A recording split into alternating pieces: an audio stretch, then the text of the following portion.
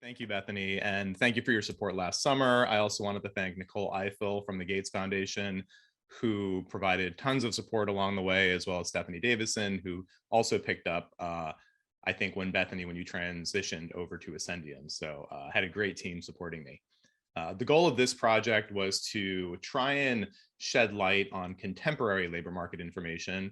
That's to be contrasted with traditional labor market information, which may come from sources such as the Bureau of Labor Statistics or IPEDS. We're very familiar with the kinds of data we can get from existing longitudinal and government data sources, but contemporary labor market information is the type that leverages online profiles, resumes, and then merges that kind of information with traditional information to create more robust real-time data sources that various clients can access and use for strategic benefit. My goal here was to focus strictly on post-secondary contexts.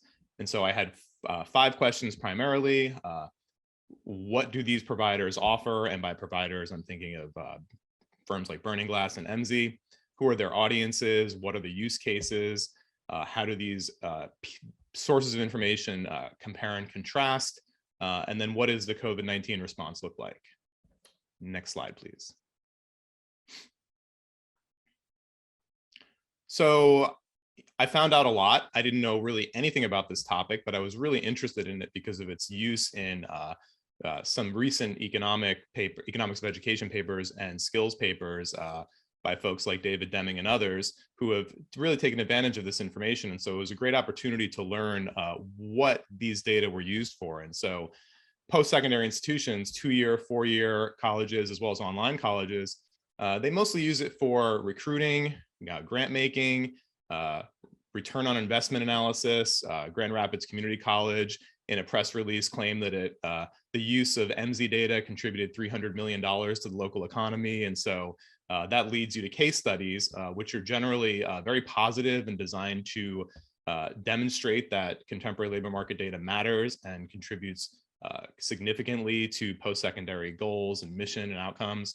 And then, of course, transparency was another thing I learned about. Some of these firms are very clear in what they provide and how they provide it, what their methodologies are, as well as their costs. It's really hard to uncover costs for these firms. So the better we can do that, I think the more effective we're going to be in helping firms and post-secondary institutions leverage these data.